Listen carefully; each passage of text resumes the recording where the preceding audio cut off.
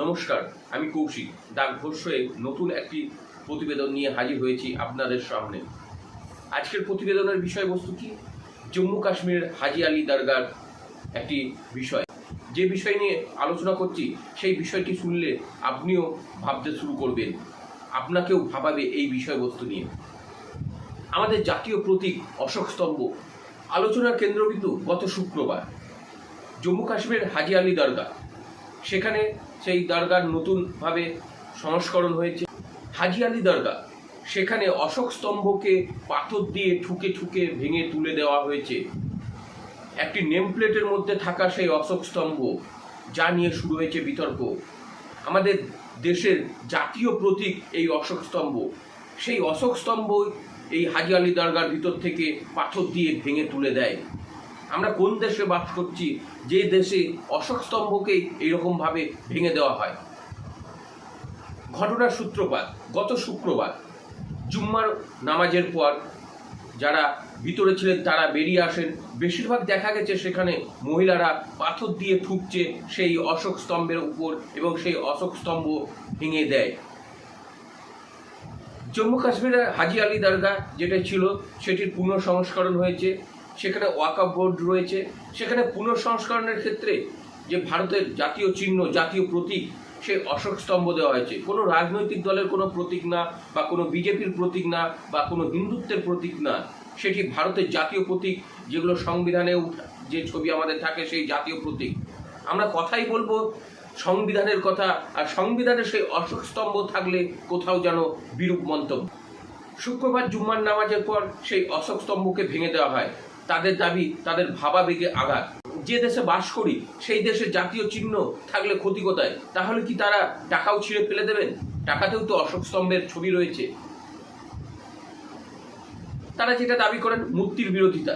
এটা তো কোনো দলের মূর্তি নয়, এটা সংবিধানের মূর্তি। আমাদের যে সংবিধান রয়েছে সেই সংবিধানেও কিন্তু এই অশোক স্তম্ভের ছবি রয়েছে। যে পাসপোর্ট রয়েছে সেই পাসপোর্টেও অশোক স্তম্ভের ছবি রয়েছে।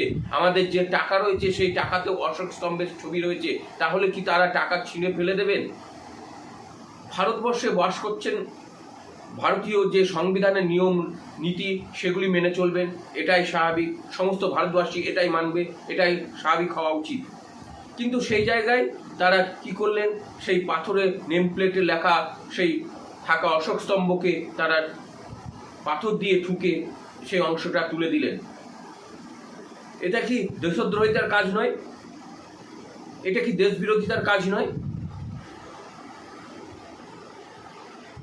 যদি অশোক স্তম্ভ যদি তাদের লাগাতে আপত্তি থাকে, তাহলে সরকারি টাকা কেন নিল?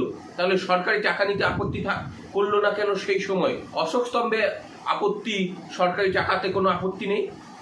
এইরকমই প্রশ্ন উঠতে শুরু করেছে। আর এই নিয়ে ওয়াকফ বোর্ডের পক্ষ থেকে যিনি চেয়ারপারসন রয়েছেন জম্মু কাশ্মীরে, তিনি অভিযোগ দায়ের করার কথা বললেও সেখানকার মুখ্যমন্ত্রী তিনি বলেন কেন এরকম অশোক স্তম্ভ লাগানো হবে?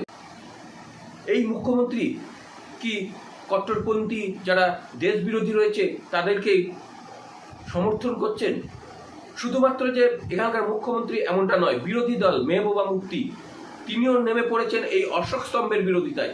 যারা এই কাজ করলো, দেশদ্রোহিতার কাজ করলো, তাদের বিরুদ্ধে কথা না বলে তিনিও দাবি করলেন কেন অশোক স্তম্ভ লাগানো হবে। ভারতবর্ষে থাকবে, অন্য সময় সংবিধানের কথা বলবে, আর সেই সংবিধানের অশোক স্তম্ভ যেখানে থাকবে সেটি ছুঁড়ে ফেলে দেওয়ার কথা বলবে, সেটি ভেঙে ফেলে দেওয়ার কথা বলবে। এ কীরকম তারা সংবিধানের দাবি করেন? যদি তাদের এই অশোক স্তম্ভেই সমস্যা হয়, তাহলে যখন তারা হজে যান, সেই হজে যাওয়ার সময় যে তাদের কাছে পাসপোর্ট থাকে, সেই পাসপোর্টটা তো বুকে লাগিয়ে যান, সেখানেও তো অশোক স্তম্ভ থাকে। আর এই অশোক স্তম্ভ লাগানো পাসপোর্ট ছাড়া আপনি হজেও যেতে পারবেন না। এই অশোক স্তম্ভ লাগানো টাকা ছাড়া আপনি কোথাও বেরোতে পারবেন না। সরকারি টাকায় আপত্তি নেই, অশোক স্তম্ভে আপত্তি।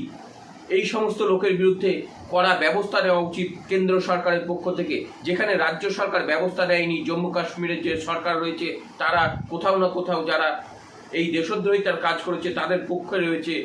সেই কারণেই বলবো কেন্দ্র সরকারের এই বিরুদ্ধে ব্যবস্থা গ্রহণ করা উচিত, কারণ এটা কোথাও যেন একটা দেশদ্রোহিতার কাজ। ভারতবর্ষে থাকবেন, ভারতবর্ষে সমস্ত কিছু ভোগ করবেন, এমনকি সেই দরগা পুনঃসংস্করণের ক্ষেত্রে যে সরকারি টাকা, সেই টাকাও নেবেন অথচ সরকারের নিয়ম মানবেন না, এটা চলতে পারে না।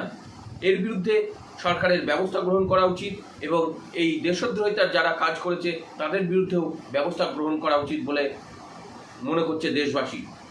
আজকের প্রতিবেদন এই পর্যন্তই। দেখতে থাকুন দ্য ঘোষ শো।